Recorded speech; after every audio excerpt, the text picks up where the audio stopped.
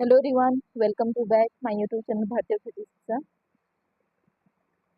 आज हम भाषा और चिंतन के बारे में पढ़ेंगे। ये भी एक महत्वपूर्ण टॉपिक है टेट के लिए। चलिए तो भाषा और चिंतन को देख लेते हैं। भाषा और चिंतन एक दूसरे से गहरा जुड़े हुए हैं, तो एक दूसरे का संबंध गहराई से जुड़ा हुआ है भाषा और चिंतन का। भाषा और विचारों को व्यक्त करने का माध्यम है। देखिए, भाषा है जो है विचारों को व्यक्त करता है, जबकि जो चिंतन है थिंकिंग, ये एक मानसिक प्रक्रिया है, हमारे सोच से जुड़ा हुआ है, जिसके द्वारा व्यक्ति समझता है, तर्क करता है और निर्णय लेता है। भाषा विचार को व्यक्त करता है और चिंतन एक मानसिक क्रिया है, जिसके द्वारा व्यक्ति समझता है, तर्क करता है और अंत में निर्णय लेने की क्षमता रखता है। चलिए तो सीटेट में अक्सर इस टॉपिक से प्रश्न पूछा ही जाता है। पहले देखते हैं भाषा क्या है। भाषा वह माध्यम है जिसके द्वारा हम अपने विचार, भावनाएं और अनुभव को व्यक्त करते हैं। तो एक वार्तालाप का एक माध्यम है भाषा। एग्जाम्पल के लिए, जब बच्चा पानी बोलता है तो वह अपनी आवश्यकता व्यक्त करता है।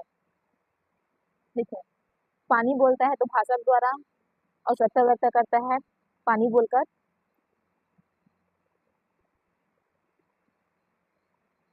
नेक्स्ट है चिंतन क्या है, थिंकिंग।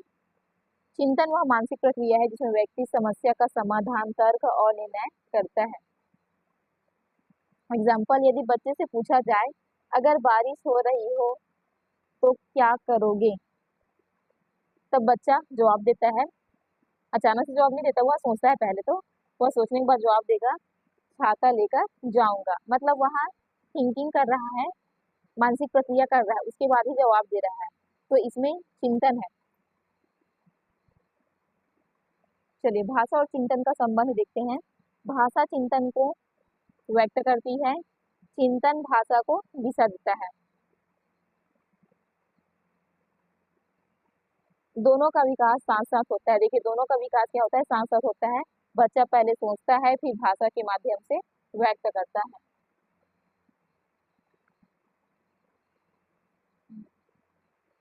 चलिए अब जो मनोवैज्ञानिक अपना विचार रखते हैं उसके बारे में देख लेते हैं। जीन पियाजे, चिंतन पहले विकसित होता है, बाद में भाषा आती है। तो ये जीन पियाजे के अनुसार है कि चिंतन पहले होता है, फिर बाद में भाषा आती है। अब लेव वाइगोत्स्की के क्या क्या नस्ल देख लेते हैं। भाषा और चिंतन एक दूसरे को प्रभावित करते हैं, तो एक दूसरे को प्रभावित करते हैं। ये नॉम चॉम्स्की, भाषा जन्मजात क्षमता है। नॉम चॉम्स्की का कहना है कि भाषा जो है वो जन्मजात क्षमता है। चलिए अब जो टेट एग्जाम के लिए जो महत्वपूर्ण, इसको देख लेते हैं। भाषा बच्चे के संज्ञानात्मक विकास में मदद करता है। कक्षा में चर्चा, प्रश्नोत्तर, कहानी सुनाना चिंतन विकसित करते हैं। खुला प्रश्न, ओपन इंडेड क्वेश्चन को चिंतन शक्ति बढ़ाते हैं। चलिए इसे याद रखने का छोटा सा ट्रिक है। भाषा व्यक्ति को प्रकट करता है, चिंतन विचार को प्रकट करता है। चलिए अब प्रैक्टिस के लिए जो मॉक प्रश्न देखते हैं उसको देख लेंगे। 20 मॉक प्रश्न जो इस टॉपिक से जुड़ा हुआ है। प्रश्न 1, भाषा का मुख्य कार्य क्या है। ए खेलना, बी विचारों के अभिव्यक्ति, सी सोना और डी है चित्र बनाना।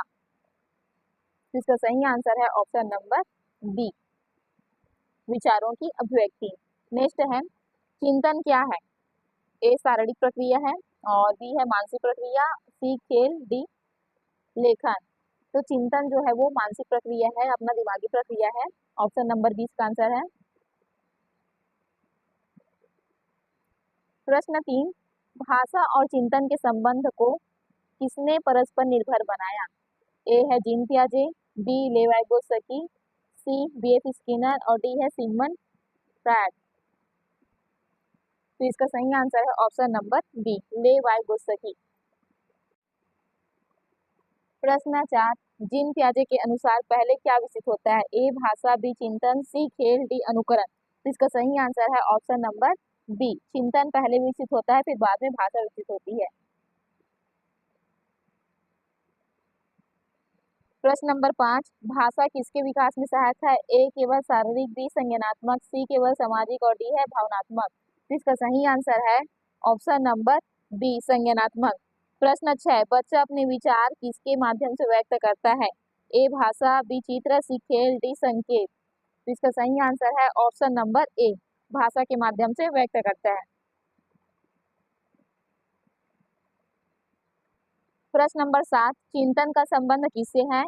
ए तर्क से, बी निर्णय से, सी समस्या समाधान से और डी उपरोक्त सभी से। तो इसका सही आंसर है ऑप्शन नंबर डी, उपरोक्त सभी से। ये तीनों चिंतन के संबंध में आते हैं।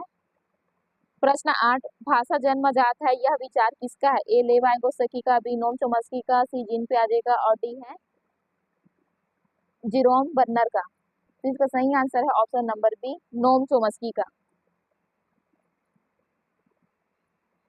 प्रश्न 9, खुला प्रश्न किसका विकास करता है? ए रटने का, बी चिंतन का, सी लिखावट का, डी अनुशासन का। तो इसका आंसर है ऑप्शन नंबर बी, चिंतन का। प्रश्न 10, भाषा का संबंध किससे नहीं है? किससे नहीं है बताना है। तो ए अभिव्यक्ति, बी संचार, सी विचार, डी भूख। देखिए भाषा का संबंध इन तीनों से है, जबकि भूख का संबंध इस भाषा से नहीं है। तो इसका सही आंसर है संबंध नहीं है, भाषा का संबंध नहीं है तो है भूख। ऑप्शन नंबर डी इसका आंसर है। प्रश्न 11, चिंतन की प्रक्रिया में क्या शामिल है? ए विश्लेषण, बी तर्क, सी निर्णय और डी है उपरोक्त सभी। तो इसका सही आंसर है ऑप्शन नंबर डी, उपरोक्त सभी। प्रश्न 12, कक्षा में कहानी सुनाना किसका विकास करता है? ए भाषा का, बी चिंतन का, सी दोनों का, डी कोई नहीं। तो इसका आंसर है ऑप्शन नंबर सी, दोनों का। प्रश्न 13, वाइगोत्स्की के अनुसार भाषा क्या है? ए सामाजिक उपकरण, बी केवल ध्वनि और सी है जन्मजात और डी है खेल। इसका सही आंसर है ऑप्शन नंबर ए, सामाजिक उपकरण। प्रश्न 14, बच्चा पहले क्या करता है? ए सोचता है, बी बोलता है, सी लिखता है, डी पढ़ता है। इसका आंसर है ऑप्शन नंबर ए, सोचता है। प्रश्न 15, भाषा और चिंतन का संबंध है? ए गहरा, बी कमजोर, सी नहीं है और डी अस्थायी। इसका आंसर होगा ऑप्शन नंबर ए, गहरा। भाषा और चिंतन का संबंध है वो गहरा है। प्रश्न 16, स्वभाषण प्राइवेट स्पीच की अवधारणा किसने दी? ए लेव वाइगोत्स्की, बी जीन पियाजे, सी नोम चोम्स्की और डी है बी एफ स्किनर। तो इसका सही आंसर है ऑप्शन नंबर ए, लेव वाइगोत्स्की।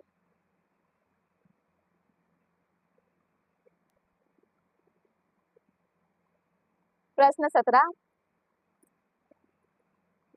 भाषा विकास में सबसे महत्वपूर्ण क्या है? ए वातावरण, बी संवाद, सी अनुभव और डी है उपरोक्त सभी। तो इसका सही आंसर है ऑप्शन नंबर डी, उपरोक्त सभी। प्रश्न 18, चिंतन के बिना भाषा कैसी होगी? ए प्रभावी, बी अर्थहीन, सी तेज और डी है सरल। तो इसका सही आंसर है ऑप्शन नंबर बी, अर्थहीन। देखिए बिना चिंतन करे हम भाषा को नहीं बोल सकते, चिंतन जरूरी है। तो इसका सही आंसर होगा ऑप्शन नंबर बी, अर्थहीन। चिंतन के बिना भाषा अर्थहीन होगी। प्रश्न 19, सी टेट में भाषा और चिंतन किस विषय से अधिक जुड़ा हुआ है? ए बाल विकास एवं शिक्षा शास्त्र से, बी गणित से, सी पर्यावरण से और डी है विज्ञान से।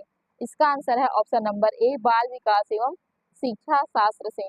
प्रश्न 20, शिक्षक को भाषा और चिंतन विकसित करने के लिए क्या करना चाहिए? ए प्रश्न पूछना चाहिए, बी चर्चा कराना चाहिए, सी गतिविधि कराना चाहिए और डी उपरोक्त सभी। तो ये सभी कराना चाहिए, प्रश्न भी पूछना चाहिए, चर्चा भी कराना चाहिए, गतिविधि भी कराना चाहिए। तो इसका आंसर होगा उपरोक्त सभी, ऑप्शन नंबर डी इसका आंसर हुआ। Thank you everyone. वीडियो पसंद आया हो तो एक लाइक शेयर जरूर करें, साथ ही मेरे चैनल को सब्सक्राइब करेंगे। मिलेंगे इसी प्रकार के एक और टॉपिक के साथ नए वीडियो में। तब तक के लिए आप सभी को अलविदा।